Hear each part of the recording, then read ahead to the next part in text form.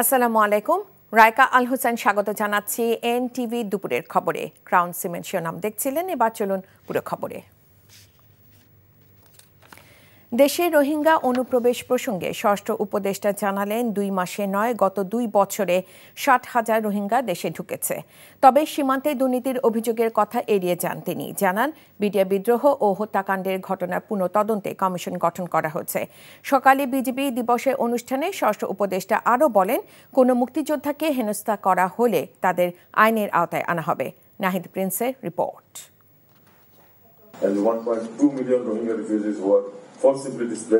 রোববার সকালে পররাষ্ট্র উপদেষ্টা এক অনুষ্ঠানে জানিয়েছিলেন, গত 2 মাসে দেশে 60,000 রোহিঙ্গা প্রবেশ করেছে।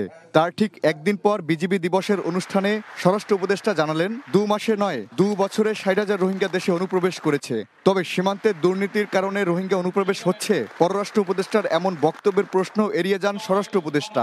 2 মাসে না, এই এত বছরের অ্যাকুমুলেশন, এই 60,000-এর মতো বিগত অনেক বছরে যাবার, কিন্তু এই অ্যাকুমুলেশনটা হইলো 60,000 হইলে হয়তো এটা স্লিপিং অফ টাং হইতে পারে। ওইটা আমি ওইটা পররাষ্ট্র উপদেষ্টার হয়তো কিন্তু আমি যেটা জানি, ওইটা যেহেতু আমরা তো বর্ডারে থাকি 2017 সালের পরে থেকে, মানে ওই গণনা তো ওই সময় হয়েছে, এরপরে থেকে যে এইটা হয়েছে, এইটা অনুমান প্রায় 50,000 হতে পারে, 60,000 হতে পারে। বিডিআর বিদ্রোহের ঘটনায় নিহত পরিবারের সদস্যদের দাবির প্রেক্ষিতে ঘটনা তদন্তে কমিশন গঠন করা হয়েছে বলেও জানান স্বরাষ্ট্র উপদেষ্টা।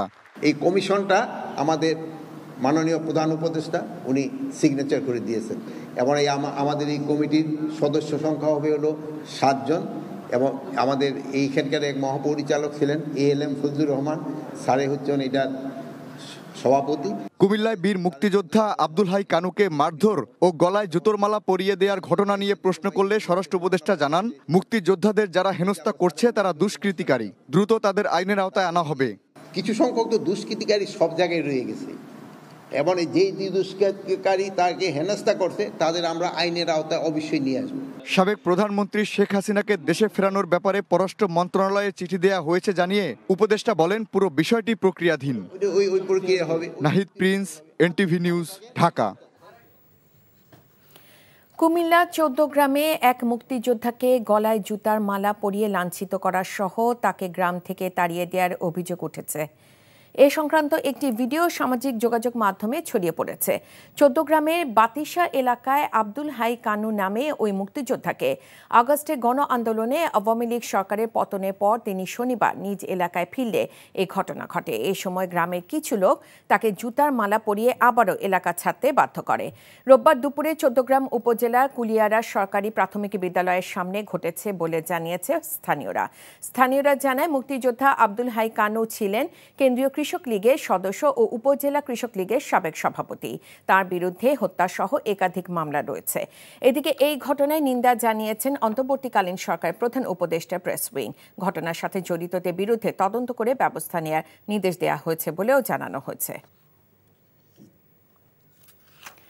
বাংলাদেশের অবকাঠামো প্রকল্প থেকে 4 বিলিয়ন পাউন্ড আত্মসাতের অভিযোগে শেখ হাসিনার ভাগ্নি টিউলিপ সিদ্দিককে জিজ্ঞাসাবাদ করেছেন যুক্তরাজ্যের কর্মকর্তারা। যুক্তরাজ্যের সংবাদ মাধ্যম সানডে টাইমস এক প্রতিবেদনে এই তথ্য জানিয়েছে। ব্রিটিশ সংবাদ মাধ্যমটি বলছে, টিউলিপ সিদ্দিকের বিরুদ্ধে অভিযোগ উঠেছে তিনি 2013 সালে বাংলাদেশে পারমাণবিক বিদ্যুৎ কেন্দ্র নির্মাণে রাশিয়ার সাথে একটি চুক্তিতে মধ্যস্থতা করেছিলেন, যেখানে প্রকল্পের ব্যয় বাড়িয়ে ধরা হয়েছিল। অভিযোগ অনুযায়ী রূপপুরের এই প্রকল্প থেকে 390 কোটি পাউন্ড সরিয়ে নেয় শেখ হাসিনার পরিবার ও তার মন্ত্রীরা।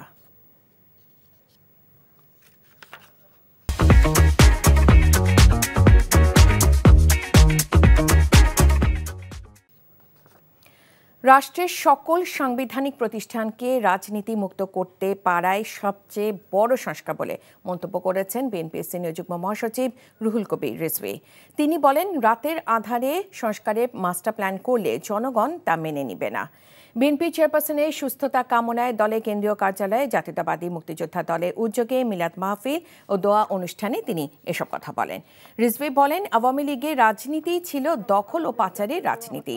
ইউপি চেয়ারম্যান থেকে শুরু করে সংসদ সদস্য পর্যন্ত নির্ধারণ করত তারা। ভারতকে সহযোগী করে গুম খুনের মাধ্যমে আওয়ামী লীগ 16 বছর দেশকে ভোটবিহীন রাষ্ট্রে পরিণত করেছিল বলেও অভিযোগ করেন তিনি। বিএনপি ক্ষমতায় যাওয়ার জন্য ব্যস্ত হয়ে গেছে, কয়েকজন উপদেষ্টার এমন বক্তব্যেরও প্রতিবাদ জানান রুহুল কবির রিজভী। সংস্কার তো কোনো বিষয় না, একটা ছোট্ট ঘটনা। ঊর্ধ্বতন কর্তৃপক্ষ যে আদেশ দেবেন, সেই আদেশ যদি প্রশাসন যদি না করতে পারে, এটাই তো বড় সংস্কার। অর্থাৎ ওইটা যদি আইনসঙ্গত না হয়, আর আইনসঙ্গত না হলে পরে ডিসি, এসপি, প্রশাসনের লোক বলবে যে এটা আমি করতে পারবো না। এই না বলাটাই তো বড় সংস্কার, আর কোনো সংস্কার লাগবে না। আর আপনারা সব কিছু বন্ধ রেখে স্তব্ধ করে দিয়ে, মানে ইলেকট্রিসিটি বন্ধ করে অন্ধকারের মধ্যে সংস্কারের মাস্টার প্ল্যান করবেন, তো এটা কি একটা বিশ্বাসযোগ্য বিষয় হতে পারে? এটা তো। এদিকে সড়ক দুর্ঘটনায় নার্সিং শিক্ষার্থী নিহতের ঘটনায় জড়িতদের গ্রেফতার দাবিতে দ্বিতীয় দিনের মতো সাভারে ঢাকা আরিচা মহাসড়ক অবরোধ করছেন শিক্ষার্থীরা। নার্সিং ছাত্র সমাজের ব্যানারে সকালে ক্লাস ও পরীক্ষা বর্জন করে দ্বিতীয় দিনের মতো বিক্ষোভে নামেন সিআরপি নার্সিং কলেজের শিক্ষার্থীরা। মিছিল নিয়ে মহাসড়কে শিমুলতলায় অবরোধ করলে বন্ধ হয়ে যায় যান চলাচল। অবরোধের কারণে মহাসড়কের সৃষ্টি হয়েছে তীব্র যানজট। দুর্ভোগের কবলে পড়ছেন দূরপাল্লার বাস যাত্রীরা। শনিবার সাভারে বাস চাপায় নার্সিং কলেজের শিক্ষার্থী প্রত্যয় সরকার নিহত হন। নিহত শিক্ষার্থী সিআরপি নার্সিং কলেজে diploma in nursing science and midwifery প্রথম বর্ষের শিক্ষার্থী ছিলেন।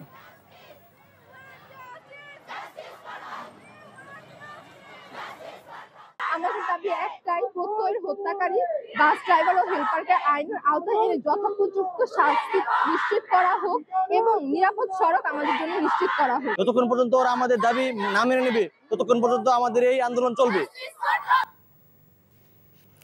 বন্ধ 2টি কারখানা খুলে দেওয়ার দাবিতে গাজীপুর সিটি কর্পোরেশনের কোনাবাড়ি এলাকায় বিক্ষোভ ও ঢাকা টাঙ্গাইল মহাসড়ক অবরোধ করছেন শ্রমিকরা।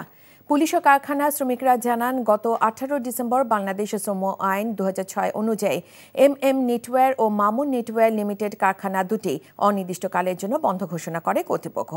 গতকাল আন্দোলনরত শ্রমিকের সাথে আলোচনা শেষে শর্ত সাপেক্ষে কারখানায় যোগদানের কথা জানায় কারখানা কর্তৃপক্ষ, কিন্তু তা না মেনে আজ সকালে শ্রমিকরা পুনরায় কোনাবাড়ি এলাকায় দুটি কারখানার সামনে ঢাকা টাঙ্গাইল মহাসড়ক অবরোধ করে বিক্ষোভ করে। এতে যান চলাচল বন্ধ হয়ে যায়।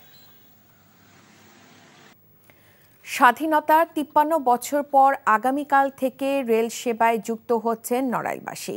সকল প্রস্তুতি শেষে নতুন এই রেল লাইন উদ্বোধনের অপেক্ষায় ওই অঞ্চলে লাখো মানুষ। প্রাথমিকভাবে জাহানাবাদ এক্সপ্রেস ও রূপসী বাংলা এক্সপ্রেস নামে দুটি ট্রেন চলাচল করবে এই রুটে। দীর্ঘদিনের স্বপ্ন বাস্তবায়িত হতে যাওয়া খুশি এলাকাবাসী। নড়াইল প্রতিনিধি মুনির চৌধুরীর পাঠানো রিপোর্ট। অবশেষে আসতে যাচ্ছে সেই মাহেন্দ্রক্ষণ। দীর্ঘ 53 বছর ধরে এই দিনটির অপেক্ষা ছিলেন নড়াইলবাসী। রেল সেবায় যুক্ত হলে পাল্টে যাবে জেলার সার্বিক চিত্র। পণ্য পরিবহন ও যাতায়াতে ঢাকা ও দেশের অন্য অংশের সাথে দ্রুত সংযোগ স্থাপন করা যাবে। প্রসারিত হবে ব্যবসা বাণিজ্য।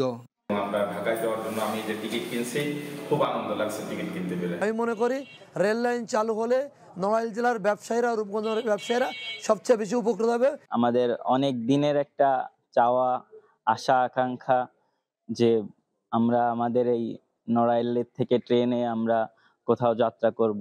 ঢাকা থেকে যশোর পর্যন্ত 169 কিলোমিটার দীর্ঘ এই রেল লাইন নির্মাণ করেছে China railway group limited. Rail লাইনের কাজ শেষে পরীক্ষামূলকভাবে কয়েকবার ট্রেন চালানো হয়েছে। এই রুটে প্রথম ধাপে ঢাকা থেকে ভাঙ্গা পর্যন্ত রেল সেবা চালু হয়েছে গত বছর। ঢাকা থেকে পদ্মা সেতু হয়ে ভাঙ্গা, নড়াইল হয়ে যশোরের রূপদিয়া মিশেছে এই রেলপথ। নড়াইলের লোহাগড়ার নরান্দিয়া ও পৌর এলাকার দুর্গাপুরে দুটি রেল স্টেশন নির্মাণ করা হয়েছে। 24 তারিখের থেকে 2 জোড়া আন্তনগর ট্রেন চলাচল শুরু হবে। 2 জোড়া ট্রেন চলাচলের মধ্য দিয়ে সেই মানুষের আশা আকাঙ্ক্ষা পূরণ হবে, নড়াইলবাসীর গাড়ি চলতে পারবে। রেল যোগাযোগের কারণে এই অঞ্চলের অর্থনৈতিক চিত্র পাল্টে যাবে বলে মনে করেন জেলা প্রশাসক।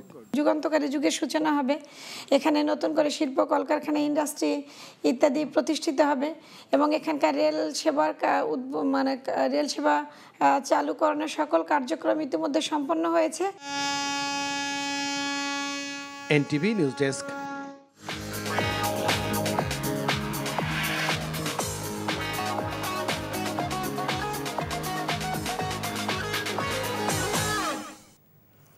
নগদ নিবেদিত অর্থনীতির খবর। তামাক শিল্পের অপতথ্য দিয়ে মানুষকে বিভ্রান্ত করা হচ্ছে বলে মন্তব্য করেছেন বিশেষজ্ঞরা। সিগারেটের ব্যবহার কমাতে সবার আগে অপতথ্য থেকে মানুষকে সতর্ক করা প্রয়োজন বলেও উল্লেখ করেন তারা।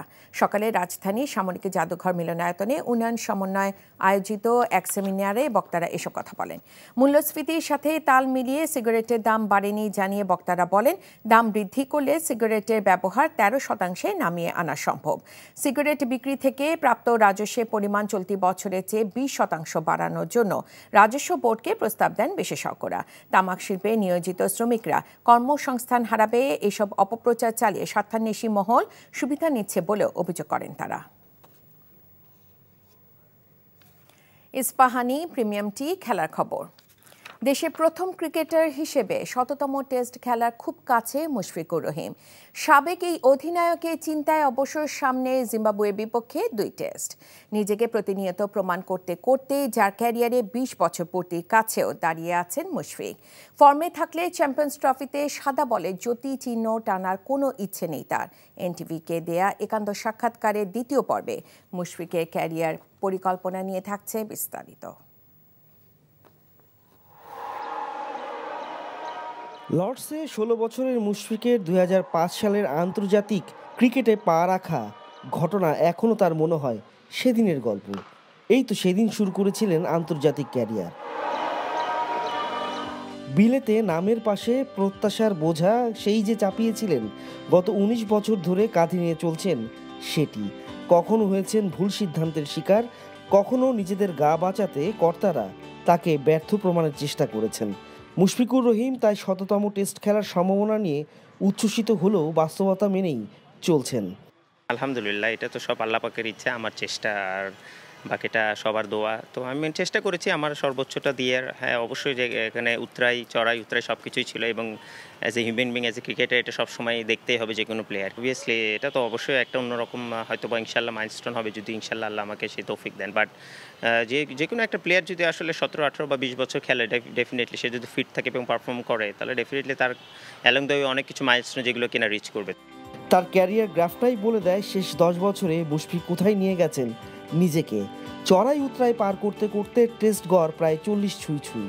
বাংলাদেশের বিবেচনায় এটি কোনো অংশে কম অর্জন নয়। যদিও এসব পরিসংখ্যানের চেয়ে নিজের প্রস্তুতি পর্বটাই বরাবরই প্রাধান্য পেয়েছে মুশফিকের কাছে।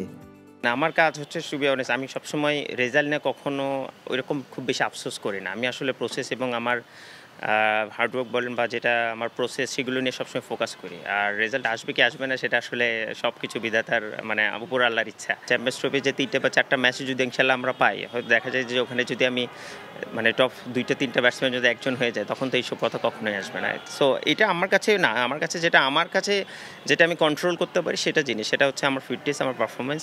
বাংলাদেশের ক্রিকেটে দৈনিক তাকে যে প্রমাণ দিতে হয়েছে সেটি তার প্রতি অন্যায় কিনা তা অনেকের তুলনায় সে প্রশ্ন করা হয়েছিল মুশফিককে।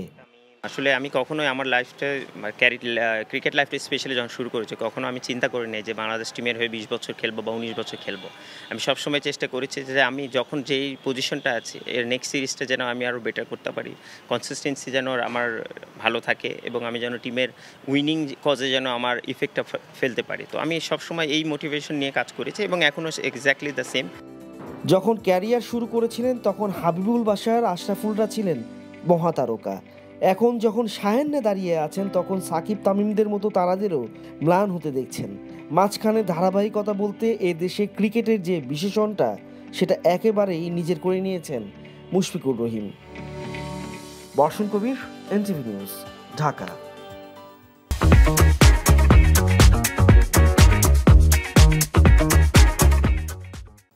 বিপিএল আজ অনুষ্ঠিত হতে যাচ্ছে বিপিএল এর মিউজিক ফেস্ট। মিরপুর স্টেডিয়ামে বেলা ৩টায় শুরু হবে এই আয়োজন।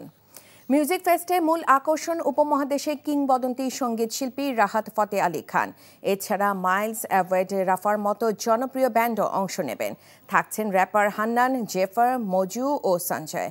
মঞ্চ তৈরি সহ শেষ মুহূর্তে কাজ সেরেছেন আয়োজকরা। দাম কমানোর পর সব টিকিট বিক্রি হয়ে গেছে। ঢাকার পর সিলেট এবং চট্টগ্রামেও মিউজিক ফেস্ট হওয়ার কথা রয়েছে। আগামী ৩০ ডিসেম্বর শুরু হবে বিপিএল এর আসর।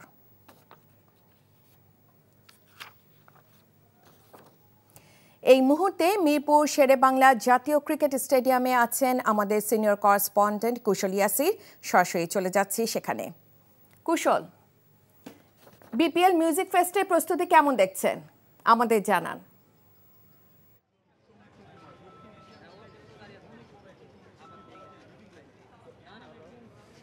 রায়কা বেলা ২:৩০ নাগাদ কিন্তু মূল যে ফটক সেগুলো খুলে দেওয়ার কথা, এখনও পর্যন্ত সেগুলো খুলেনি, তবে কিছুক্ষণের মধ্যেই সেগুলো খুলে দেওয়া হবে। আমরা দেখতে পেয়েছি যে ফটকগুলো রয়েছে, তার বাইরে কিন্তু যারা ক্রিকেট ভক্তরা রয়েছেন এবং বিশেষ করে রাহাত ফতেহ আলী খানের যারা ভক্তরা তারা কিন্তু এখনও উপস্থিত হয়েছেন মিরপুর শেরেবাংলা স্টেডিয়ামের যে প্রাঙ্গণ রয়েছে তার বাইরে। আমরা দেখতে পেয়েছি যে এবারের মূল যে আয়োজন তারুণ্যের উৎসব, এই তারুণ্যর যে চেতনা সেটাই কিন্তু মূলত ফুটে উঠেছে থিম সং এবং বিপিএলের যে বিভিন্ন আয়োজন আমরা দেখেছি যে গ্রাফিটি ছিল এবার শুরু থেকেই, বিশেষ করে জুলাই বিপ্লবকে কেন্দ্র করে বিভিন্ন আয়োজন কিন্তু এবার বিপিএলে রয়েছে।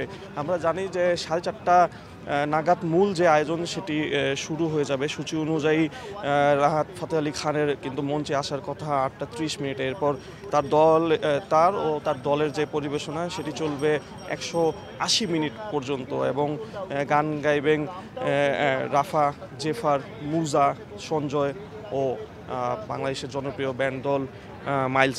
রাফার সঙ্গীত পরিবেশনের মাধ্যমে গান বাজনার পর্ব শুরু হয়ে যাবে আগেই। মাঝে সংক্ষিপ্ত বক্তৃতা এবং মঞ্চে 3 শিল্পী জেফার, মুজা ও সঞ্জয়দের আসার কথা রয়েছে। তারাই কিন্তু এবারে বিপিএলের থিম সংটি করেছেন এবং সেই 40 মিনিটের যে প্রথম প্রাথমিক পর্ব রয়েছে সেখানে কিন্তু এই থিম সংটিও এবার তারা পরিবেশন করবেন স্টেজে উঠে। এবং আরেকটু ইনফরমেশন যদি জানাই দর্শকদের জন্য যে এবার কিন্তু বিপিএলের বিশেষ যে মিউজিক ফেস্ট রয়েছে সেখানে সাউন্ড শো, টুর্নামেন্টের 7 ফ্র্যাঞ্চাইজির পতাকা এবং গ্রাফিটি, অ্যানিমেশন, আতশবাজি সহ নানা ধরনের যে আয়োজন সেগুলো কিন্তু রয়েছে। এসব দেশ বদলায় পৃথিবী বদলায় এই প্রতিপাদ্যকে নিয়েই কিন্তু এবারের বিপিএলের মূল থিম। এবং আমরা জানি কিছুদিন আগেই যুব ক্রীড়া মন্ত্রণালয়ে ঘোষণা করেছে যে তারুণের উৎসব 2025। সেই উৎসবকে কেন্দ্র করে কিন্তু বিপিএলের এই মিউজিক ফেস্টগুলো সিলেট এবং চিটাগংয়েও কিন্তু আমরা দেখতে পাবো। রায়কা, জানছিলাম বিপিএল মিউজিক ফেস্টের খবর। এই ছিল দুপুরের খবরে। এই খবরের ভিডিও সহ আপডেট জানতে ভিজিট করুন এনটিভি অনলাইন www.ntvb.com। এছাড়াও এনটিভির জনপ্রিয় সব অনুষ্ঠান ও খবরের আপডেট জানতে ভিজিট করুন আমাদের ইউটিউব ও ভেরিফাইড ফেসবুক পেজ। 5টায় দেশের খবর দেখার আমন্ত্রণ রইল। ধন্যবাদ সবাইকে।